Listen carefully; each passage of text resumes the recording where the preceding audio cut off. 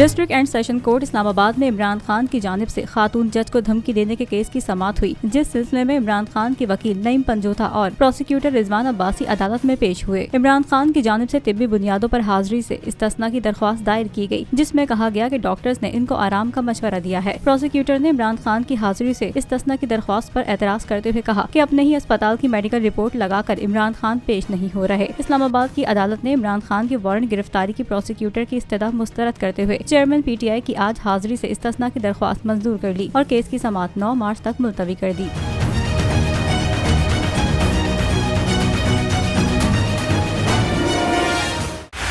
बोल उड़ाएगा सबका होश, भूल जाएंगे सब अपना जोश। देखिए पाकिस्तान की सबसे बड़ी PSL ट्रांसमिशन सकलैन मुश्ताक, रमीज राजा, सुहेब अलवी, जमील फारूकी और फहीम खान के साथ खेल का जुनून रोजाना रात 11 बजे सिर्फ बोल न्यूज पर। सब्सक्राइब करें और बेल दबाएं ताकि कोई खबर रह न जाए।